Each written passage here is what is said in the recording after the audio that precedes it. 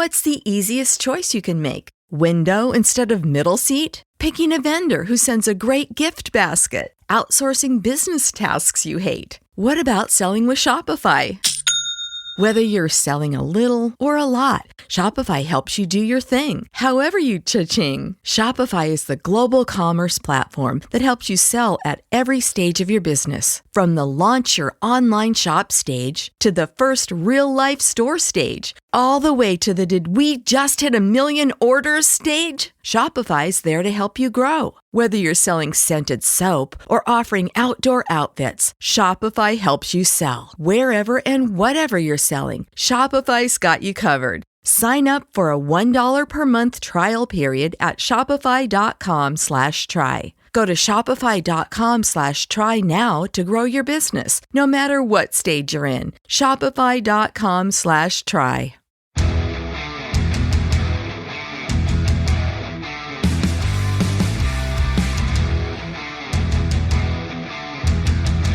Welcome to the 7220sports.com Kickoff Show, presented by Gold. This show is also sponsored in part by Dickey's Barbecue Pit, Wyo Lotto, Papa Murphy's Pizza, Rocky Mountain Shirtworks, and Lovejoy's Bar and Grill. Happy Thanksgiving to the Wyoming fans out there. One of my favorite holidays, football, beer, food. It's all good, man. Oh, and family, seeing family.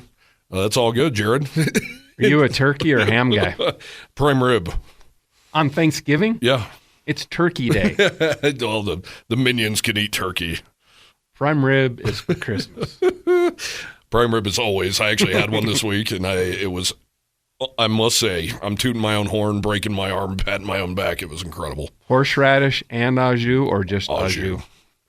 Au jus. I actually went cheap on it and bought those terrible little packets, just the cheap little packets at Walmart, but then I dipped all the drippings in that too. Oh, my God.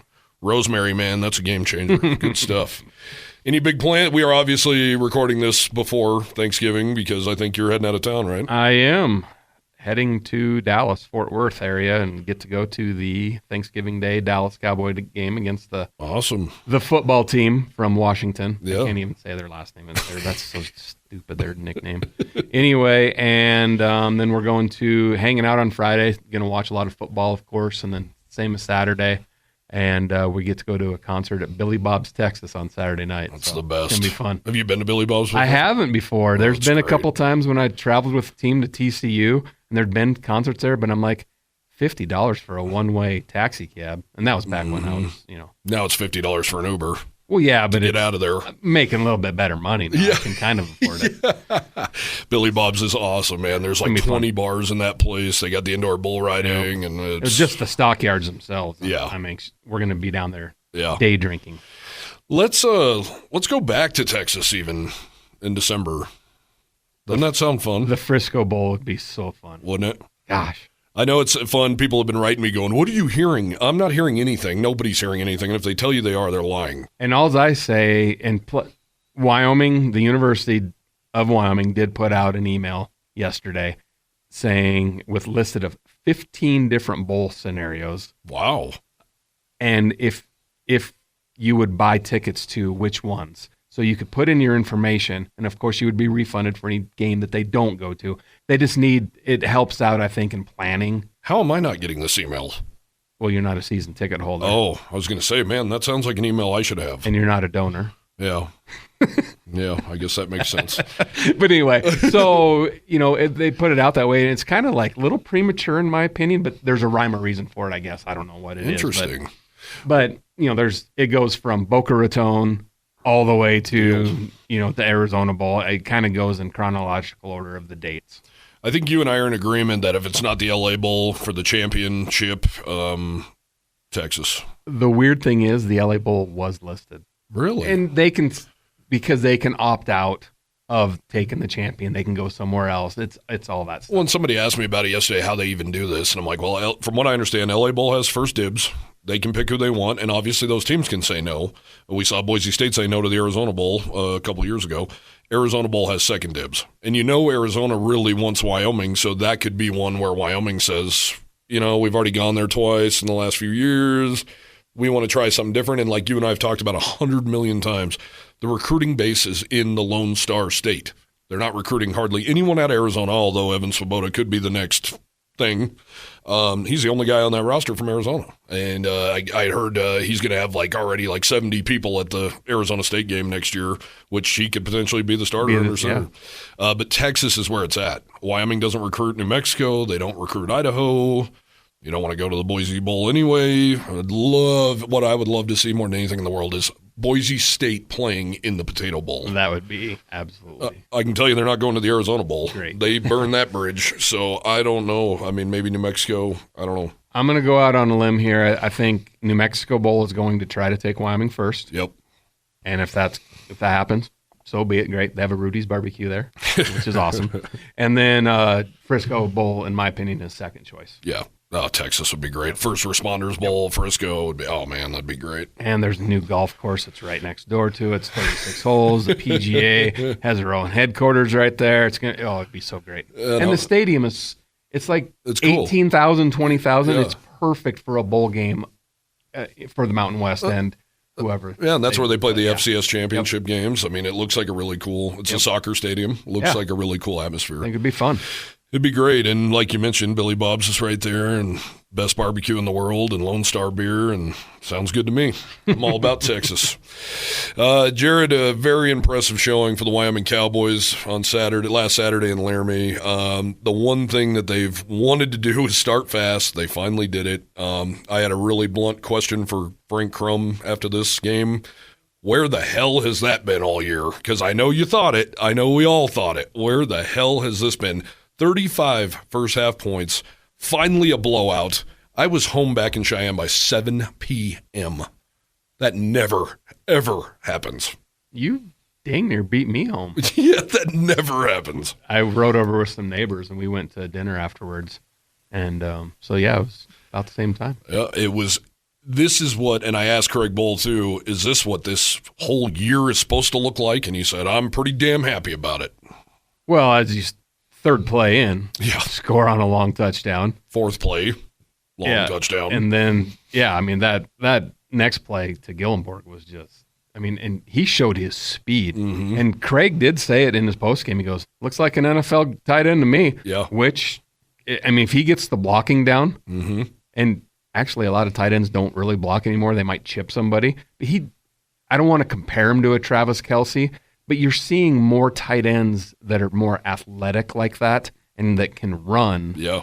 Not just big, bulky tight ends that are in there for jumbo packages to block. Right. Yeah, and Craig did say he's one of the fastest players on this team, and we saw it. 89-yard run. Which I thought he was going to get caught twice. I thought he'd get caught around midfield. Yeah. And he is big. He's young, and he's raw. He played 3 high school football games, and he's from the Kansas City area, so I know he'd love the Travis Kelce thing, but he when I interviewed him in the spring, he said, the only football I ever really played was when I had flags around my waist. I was a basketball, baseball guy in high school in the Kansas City suburbs, and he said the coaches just kept bugging him you got to play, man. And it doesn't even show his stats from high school, but he said, I think in 3 games before I got hurt, I had 14 catches and maybe 4 or 5 touchdowns. And I thought you were going to say 14 catches and 10 touchdowns. Yeah. He just got off the mat, never played football before, and just killed it.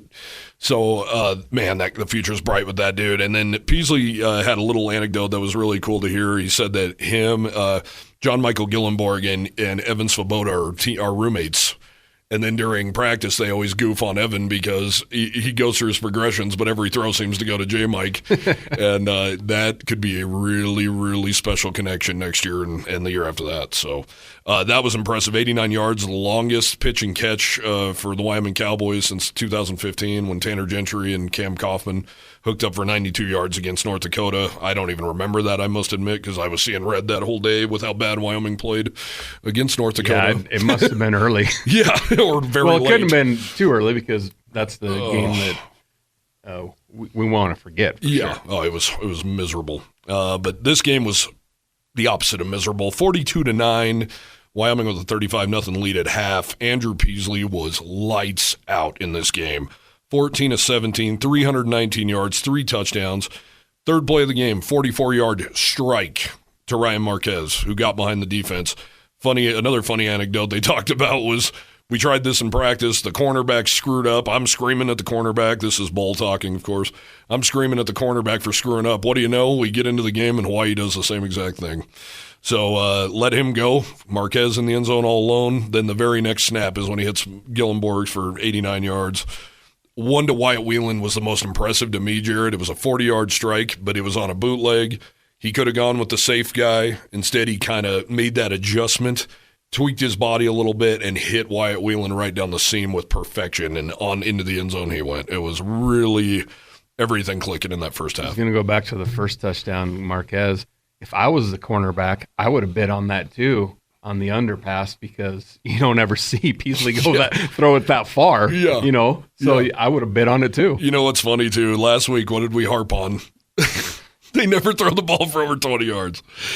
Do you think that they listened to us? Well, I can tell you some fans did, because I was getting a lot of messages going, well, they finally did it. Well, and you changed to the running game. Yeah, nobody had 100 yards, but so effective on the ground. Yeah, yep. Whaley 11 for 70. Yeah. That's a 6.4 average, which just keeps his average. If you take the Boise State debacle out for him and for the Wyoming Cowboys, his average is. Yeah. I mean, we should actually do that and look at the stats without that in there. And his 28-yard touchdown run was very impressive. He hit the corner and was gone. From my angle, it looked like he was out of bounds. I mean, the whole time, the last 20 yards, because I couldn't see exactly where his feet were. And I'm like, oh, he's out, And then next thing you know, he's diving for the end zone. He was gone, man. He was really – that was an impressive run. But, and it was great to see Jeremy Hollingsworth get a couple carries, 2 for 19. Yeah. That's obviously a great average there. And Farrell actually was effective as well. Yeah, we talked about it in the press conference or in the press box. We were like, man, if he was hitting holes like this the way all year, who knows what would have happened. I thought that was his most impressive outing, especially from a visual standpoint. But back to Peasley, I think, doing the math a little bit, Jared, 11-1 at War Memorial Stadium as a starter. This guy, for the guff he gets and the crap he gets, Craig Bull talked about it in the post-game press conference that Peasley came into his office on Monday and was visibly shaking mad about how his performance was at UNLV. And Bull was like, that's a guy, he was asked, what's your favorite part about coaching Andrew Peasley? And he said, man, that's a dude you want in your foxhole 100%. He absolutely cares. I asked Peasley after the game, I said, hey, you gave that impassioned little unprompted speech in Las Vegas from when you were getting ready to leave the podium. You really put your money where your mouth is, and he takes a lot of pride in that, and it was so cool. He was named a Manning Star of the Week. He was impressive. Well, I hope he's still pissed off this week and takes it on the road, too, because, Wyoming obviously has not performed well on the road, 0-4 this season, and really haven't even looked like the same Wyoming Cowboy team at all in any of those games other than Texas. In the first half of Air Force. But Wyoming has got to start early, get on the Wolfpack so they have like they did Hawaii, gives them no reason to even want to play the rest of the game. Yeah, and what was impressive about that 35-0 start, too, to me, Jared, is, there's a goal line stand. Easton Gibbs with a huge tackle on 4th and 1 at the goal line stops that. There's a pick in the end zone by Tyreek Gustavus that thwarted another.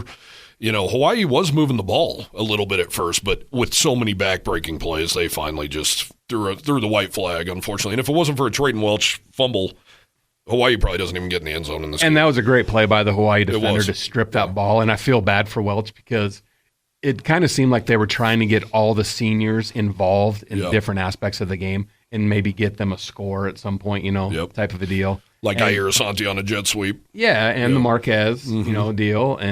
And then, of course, I feel bad for Welch on that play. I do, too. To be honest with you, because he just kind of sat there like, how did he get that out of my hands? I know. Even though it wasn't a scoring play, but still. And all we ever hear about is how Welch has the strongest hands on this team, and I'm sure that burned him. But I wrote about it a little bit, Jared, and I didn't interview Welch, so I don't know this for sure, but I can tell you we went into a post-game press conference after that game that lasted about 48 minutes.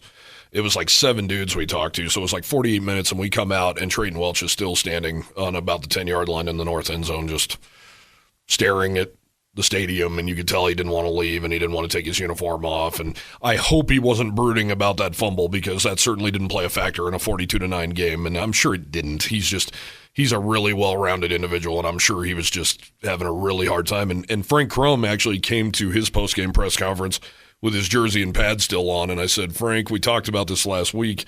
How hard is it going to be to take off that brown jersey one last time? And he said, well, you can see it's still on, and I plan on going out in the parking lot and seeing my family and taking pictures. And sure enough, he had that jersey on and those pads on that whole time. Well, the good thing is that the Wyoming Cowboys are going to be playing at least one more game in their white jerseys. Yeah. And you never know what the bowl situation is, if they're going to be home or the visitor. But They have two more, the seniors and everybody who announced that they're not coming back at this point, have at least two more games. And really, and we spoke about before, those 15 practices are so important for the people who are coming back. Yes, 100%. That's the best part about these meaningless bowl games. And, Coach Bull talks about that this is a celebration for the players to play one more game together, and it's a reward for a good season. And he didn't mention the fans? Maybe he mentioned the fans. I don't remember. Well, and go back to when we started the show, we're talking about the bowl games, like, what the scenarios are and all that kind of stuff. My advice for anybody is nobody knows anything at this time. No. Not even Tom Berman knows exactly what's going on. But if you are going to take any projections that are out there from any of the media, go with the ESPN folks. They own over 30 bowl games. Yeah. They're the ones that are going to have the inside track on what's going on. Yeah. And especially going into that championship Saturday and that Sunday morning. Go with the ESPN folks, because they know what's going on. That's a good point. And really, let's be real, Jared, the Mountain West bowl ties, I don't think the bowl ties necessarily suck. It's the opponent that is so hard for me. The MAC teams, the Sun Belt teams. It's not going to get any better, especially moving forward, because these Power 5 schools, they don't want to play these so-called group of 5 schools in bowl games. They're looking at Wyoming like we're looking at Georgia State. It's kind of like playing them in the non-conference season. Like, well, we're taking a risk by doing this, especially the ones that do go on the road. Yeah. We're taking a risk at doing this because it's their Super Bowl or it's their bowl game early on. Sure. And for a bowl game, like if Wyoming had a tie with a Big 12 opponent in the Frisco Bowl, yes, we would love it. And it actually, it's kind of surprising that there isn't a Texas Bowl game that has a Big 12 opponent with a Mountain West opponent, to be honest with you. Yeah. Because it kind of makes sense. Yeah. Because they know that they would get the crowd, for sure. But they probably wouldn't even be able to play it in Frisco. No, they wouldn't, because that allotment for that Big 12 school would be larger than the stadium. Yeah. But they don't want to play those games. Yeah, I get it, because I don't want to play Georgia State. And I tell you why, it's no offense to Georgia State. They were a fine team, and I love their coach, and what a story. It was a fun game to watch. Yeah, and with their quarterback playing with a torn ACL, I mean, that was impressive stuff. But what wasn't impressive was the 100 fans they brought. And who could blame them? I mean, same with Central Michigan in the Potato Bowl. I mean, Mount Pleasant, Michigan to Boise, Idaho, that's brutal. So that's what I don't like. I'm thinking back, of course, which brings up another thing. Why do we not have a bowl game in Las Vegas? That's insane. That the Mountain West has a tie to. But I would rather play a hovering near 500 UCLA team in Las Vegas, even if it's at Sam Boyd Stadium, in a heartbeat before I'd play Toledo or Kent State or any of these. Well, it's also surprising that San Diego hasn't got a second bowl to play in this new stadium. Exactly. It's not on campus, but it's much smaller than Qualcomm. Yes. And things like that. So I wonder if those are coming, but maybe they can't find the sponsor for it either, because let's be honest, some of these bowl games, the sponsors, they probably take a bath. Probably. You're probably right. And they switch a lot. Yes.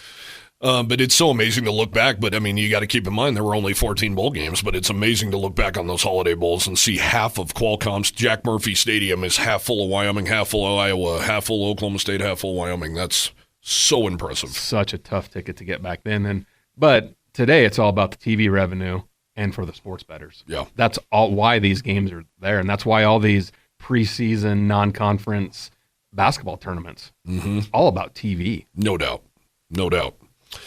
A big thing that stood out to me in this Hawaii game, Jared, is the Cowboys finally got to the quarterback. And boy, did that lead to some good stuff. I thought Wyoming's secondary was phenomenal in this game.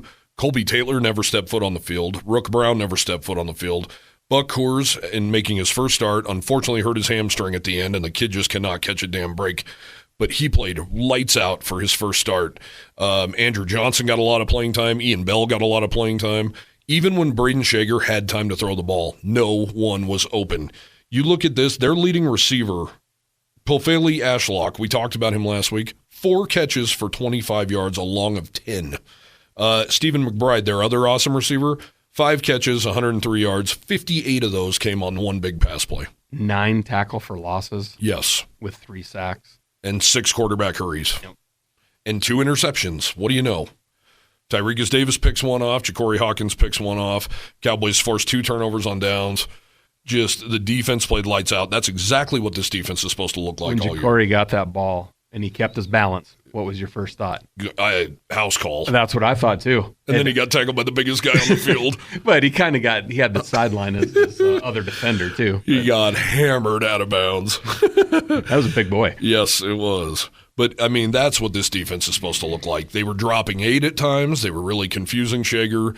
But they were in his kitchen all day long. It was a really cool moment to see, and we'll talk about this on the other side of the break, but really cool to see Shea Suianoa and Easton Gibbs combine for a sack on him. 2 guys that were announced during senior day, 2 guys that have eligibility remaining. We'll definitely talk about that on the other side. We'll also talk about some of this transfer portal stuff. It's about that time, Jared. December is a crazy month. You've got early signing day right around the corner. It appears the Cowboys have 15 guys, including a new kid from Sheridan that they just landed. Actually sat right next to him during the game. Did you? Okay. Donovan McComb, a former player from Sheridan, pointed him out and said, yeah, he just committed today. That's awesome. Bull did mention that they offered a local kid and they were hoping for good news. So that is the guy. I'll have to look up his name on the other side of the break. But looks like they got about 15, 16 guys they're getting ready to sign. There might be some guys who were announced on senior day. The door was cracked by Bull saying a couple of those guys might be on the fence and might even come back. And then, of course, the transfer portal, I believe, opens December 2nd, I want to say. It opens, plus we got a bowl announcement coming up. I mean, it's just – and we'll talk a little bit more about the portal on the other side, too, but this is a very busy time. College football season never ends now. And thank you to the fans of the Wyoming Cowboys for setting an attendance record. Huge. I know it was 7 games, but they were only 5,000 off prior to the game, or whatever it was. Congratulations for showing up. And even, a game last week, 50 degrees in Laramie in mid-November was awesome. Yep. No wind. Yep. The flags were broken again. Yep. It was incredible. But congratulations to everybody and the athletics department for putting on one hell of a show this year. Yep. No doubt. And you know what? It kind of, it's on subject, I guess, but I keep getting these messages saying, Wyoming would be a whole different story and they'd really be able to compete if they had a dome. Could you imagine sitting through this whole season with a dome? How miserable that would have been to think, man, it's 85 degrees outside. You and I'd be pissed off like the fans that are pissed off about the no dome. Yeah. You'd be pissed off because there is a dome. Yeah, well, and Dan Haley's like, he's with you. Dome 80. Yeah, that's the reason that people can't make it. It's not the actual 3 hours you're sitting during the game. Can you think of even a handful of games in your lifetime where it's been so bone-chilling miserable that you're like, I got to go? 5, but some of those I was actually sitting inside the press box, the old press box in the early 2000s when I remember back-to-back games when it was below 0, wind chill was like minus 20, and I'm scraping the inside of the press box windows because it was icing over. But that is so rare. Oh, yeah. This is not Fargo, North Dakota. This is not Moscow, Idaho. Well, and I was even going to go to the NFL side of it. Green Bay and Chicago. I mean, they have lake effect and humidity, and they're still selling out their stadiums. And it is bone-chilling. Buffalo. Bone-chilling cold. Yeah. Wyoming is a drier cold. Well, and it's pretty mild, really. The drive is the worst part. And it's, And it gets, let's be real, too. It gets colder if the team's perforing badly. And some of these people complaining are the people that go hunting in bone-chilling cold. Exactly. You dress for it, folks. Well, Wyoming's next opponent, Nevada, who we haven't even touched on yet, that brings me back a terrible memory of the Koenig years. It was freezing cold that night, and Nevada made a huge comeback. And that was in September. Yeah, it was. They were so proud of having lights on the stadium that every game was freezing. We're going to take a quick commercial break. On the other side, Nevada, transfer portal, seniors, who's coming, who's going.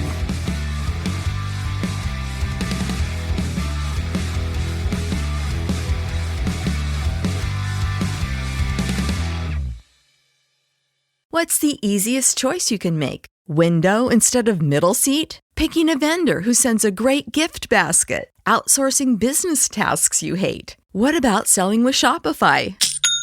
Whether you're selling a little or a lot, Shopify helps you do your thing, however you cha-ching. Shopify is the global commerce platform that helps you sell at every stage of your business. From the launch your online shop stage to the first real-life store stage, all the way to the did we just hit 1 million orders stage. Shopify's there to help you grow. Whether you're selling scented soap or offering outdoor outfits, Shopify helps you sell. Wherever and whatever you're selling, Shopify's got you covered. Sign up for a $1 per month trial period at shopify.com/try. Go to shopify.com/try now to grow your business, no matter what stage you're in. Shopify.com/try.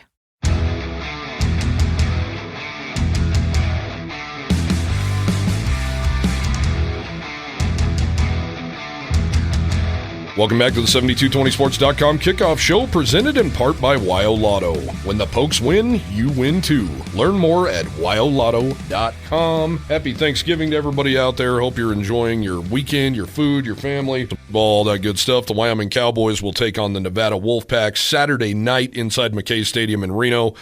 Kickoff scheduled for 7 p.m. Mountain Time. That game will be on CBS Sports Network, not on some weird Hawaiian TV phone app. Pay-per-view.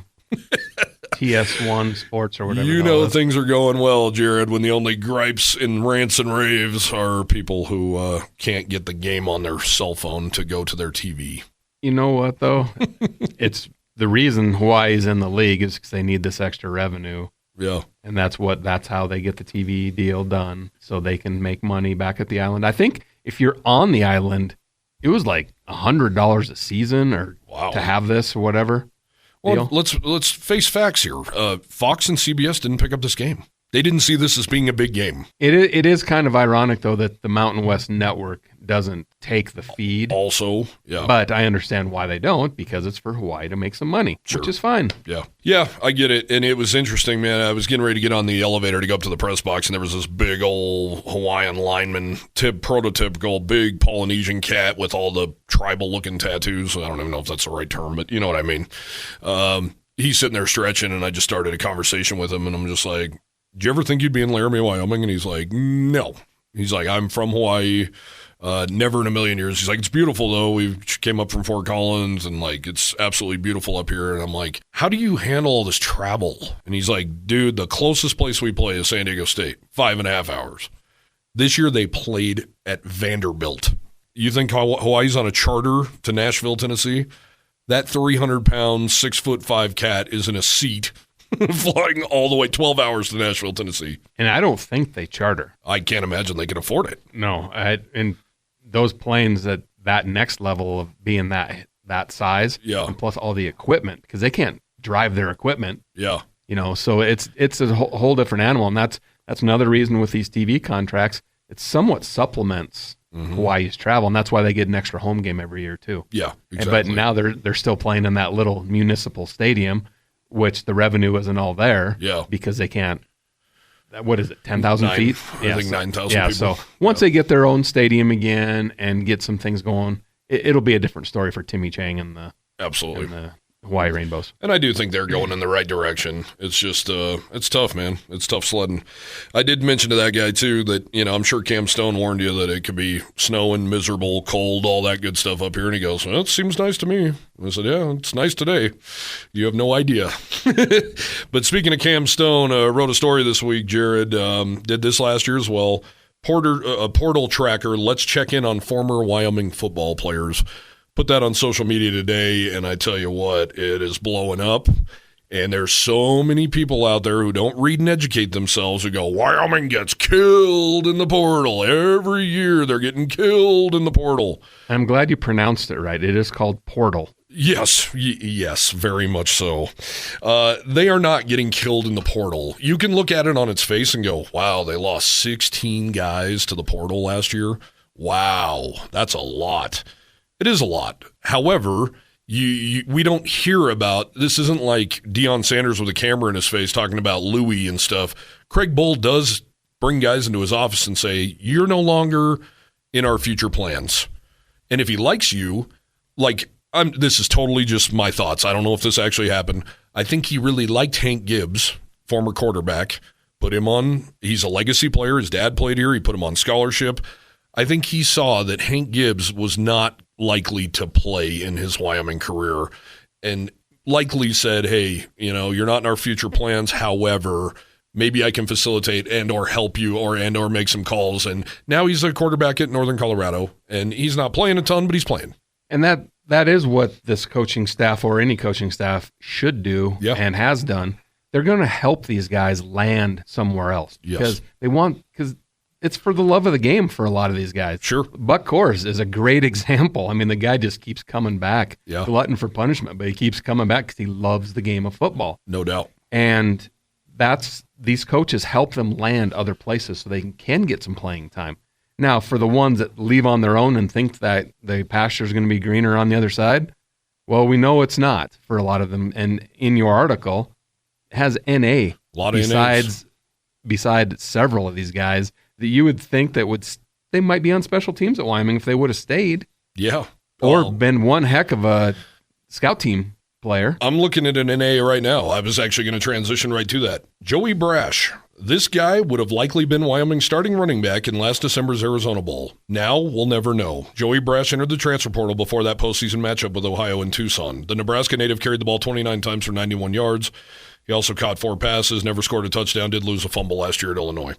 NA, he's nowhere. Tyrese Grant, former 3-star wide receiver. NA, the big one, the very big one, Deshaun Woods, Wyoming's second ever 4-star recruit, who was initially committed to Missouri. He had offers from Tennessee, Penn State, Texas A&M, Florida, Nebraska, the number 2 recruit in the state of Nebraska, and the number 12 overall offensive line recruit in the country in the interior, according to 24/7 Sports.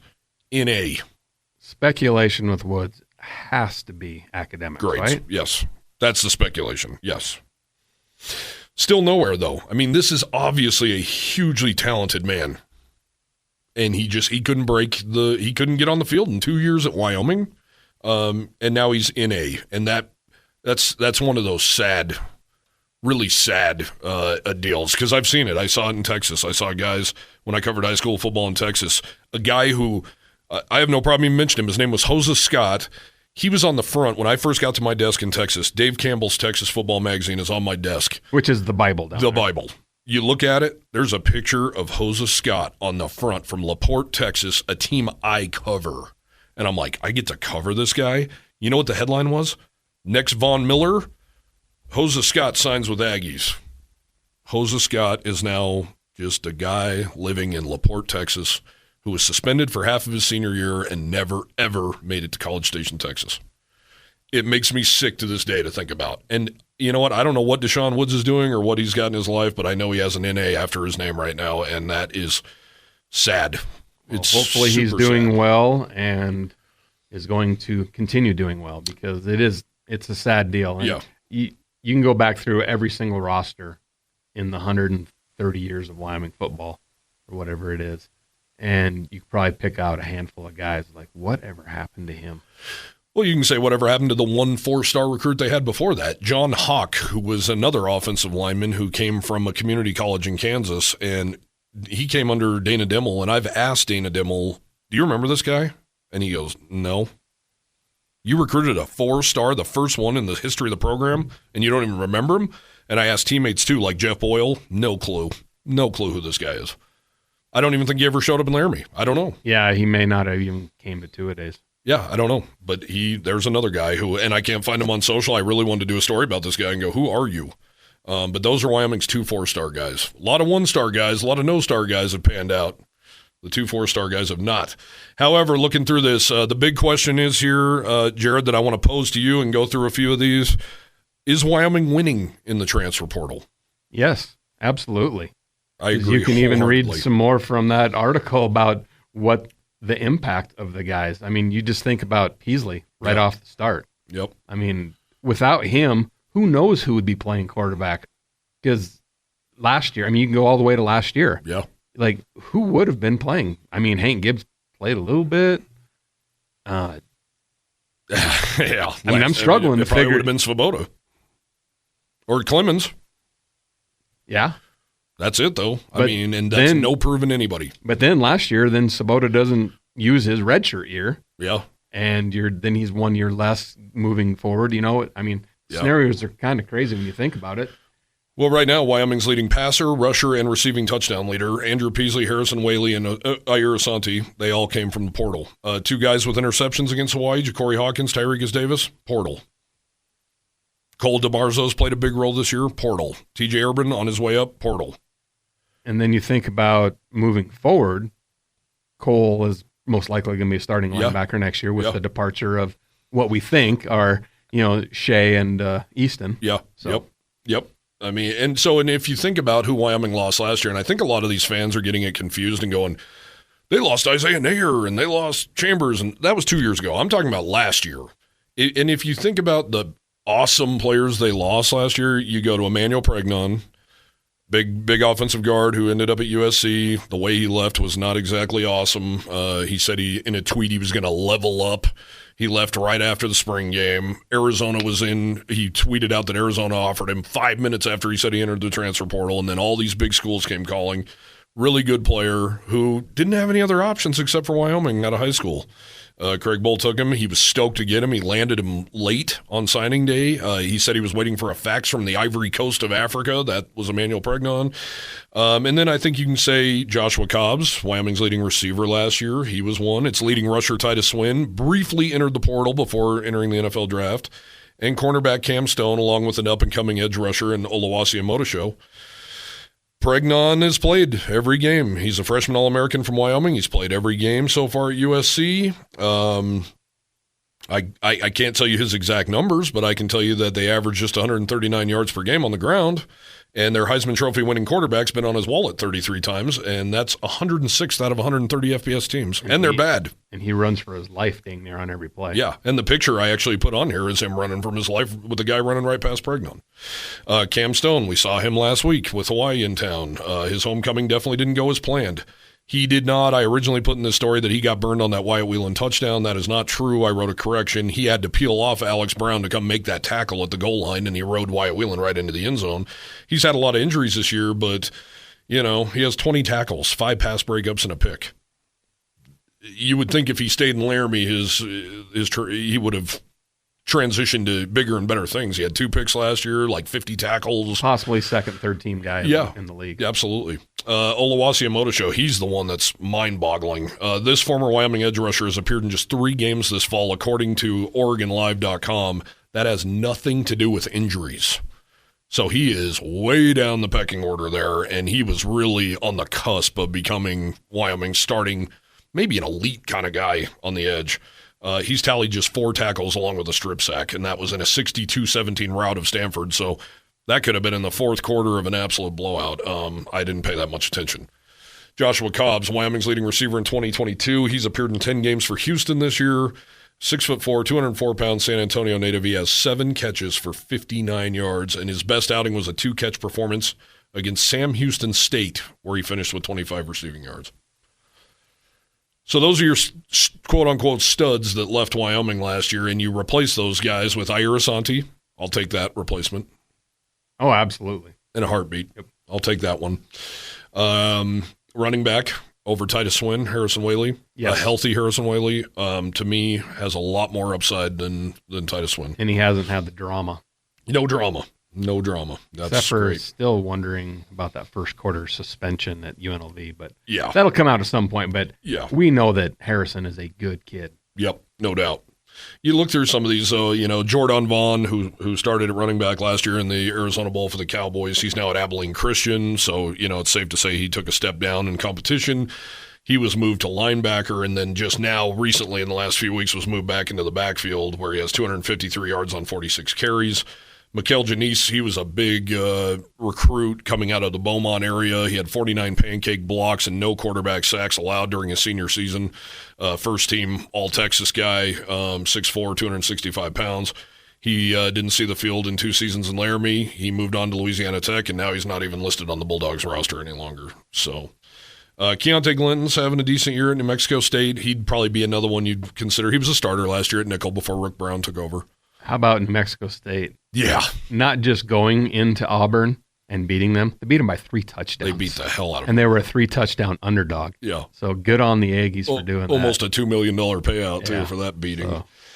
But Keontae Glinton, he's played 11 games this year, 16 tackles, 6 pass breakups, and a quarterback hurry. That was a guy who was a starter at Wyoming last year. That was a guy who undercut Trey McBride in 2021 and picked him off as CSU was driving.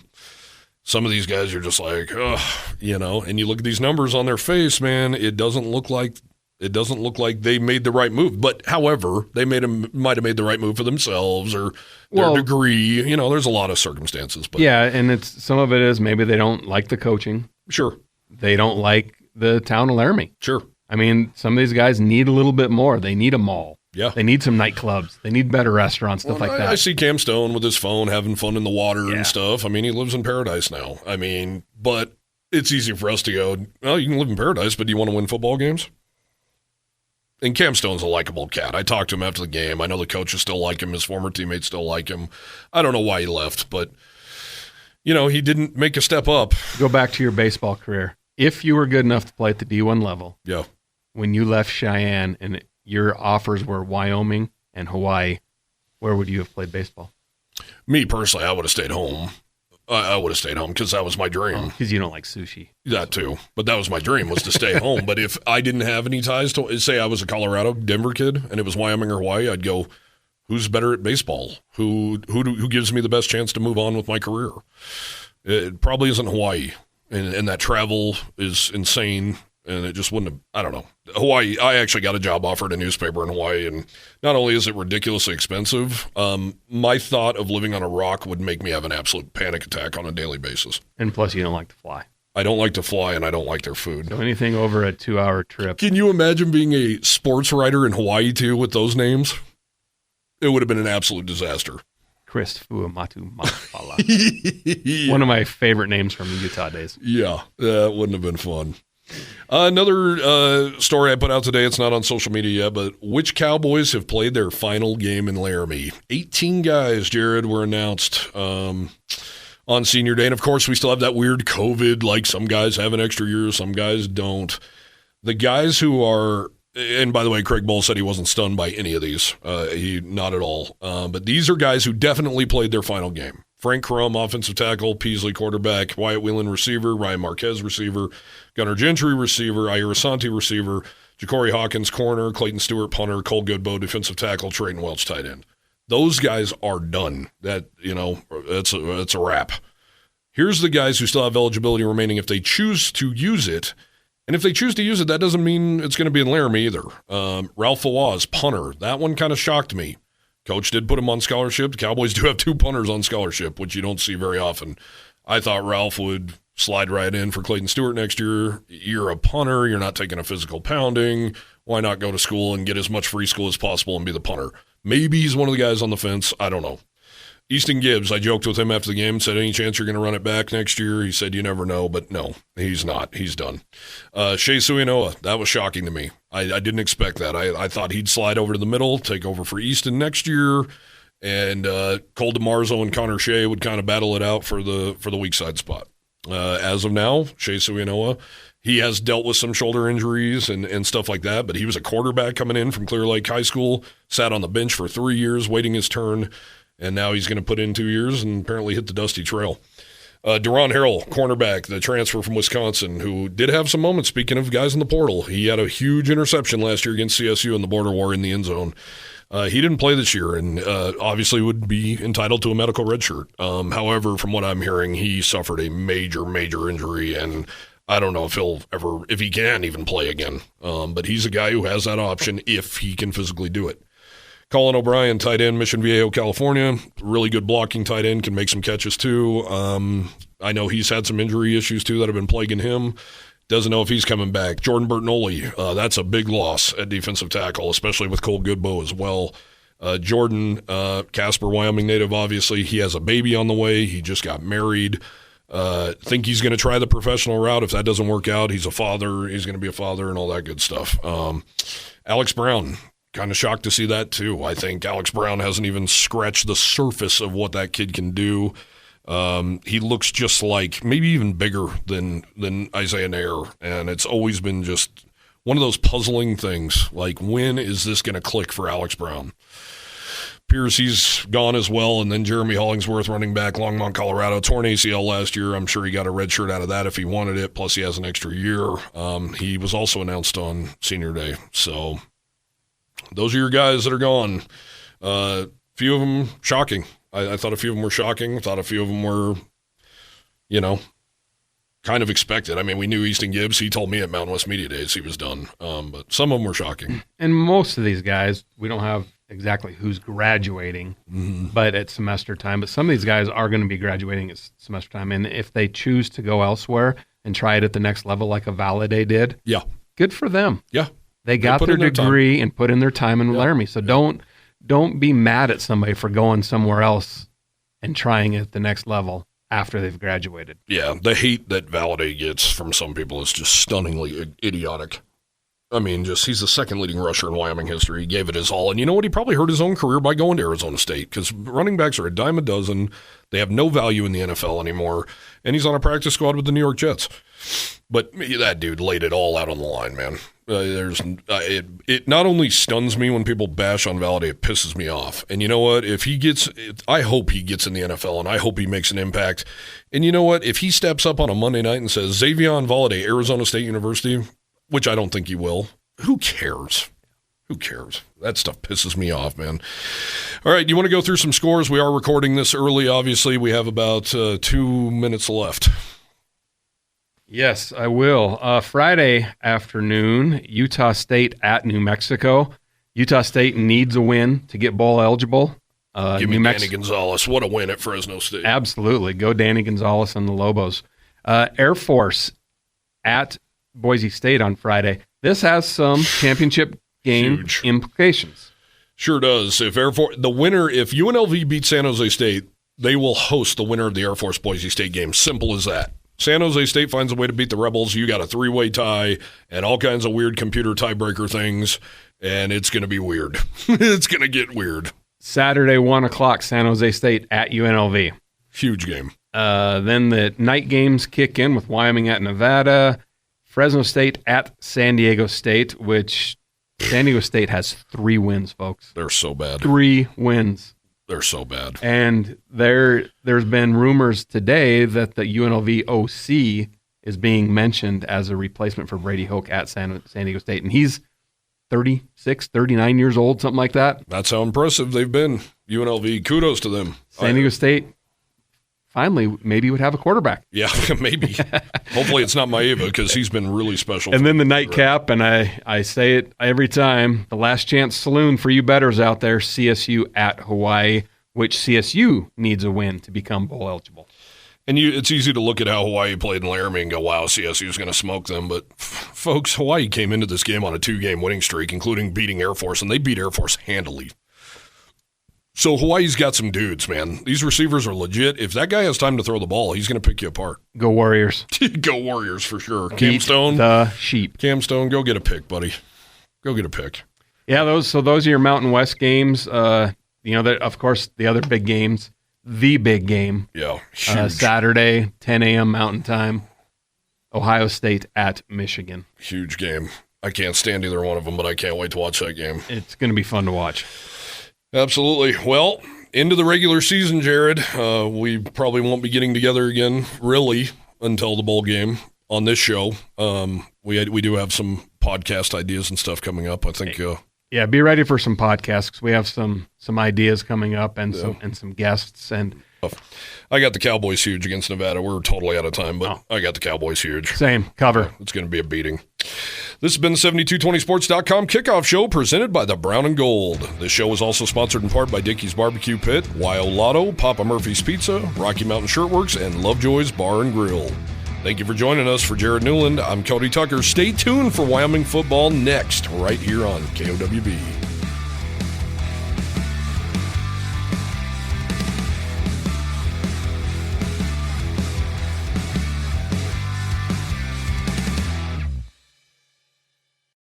For the ones who know safety isn't a catchphrase, it's a culture.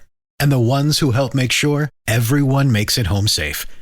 For the safety-minded who watch everyone's backs, Grainger offers supplies and solutions for every industry, as well as safety assessments and training to keep your facilities safe and your people safer. Call, click Grainger.com, or just stop by. Grainger, for the ones who get it done.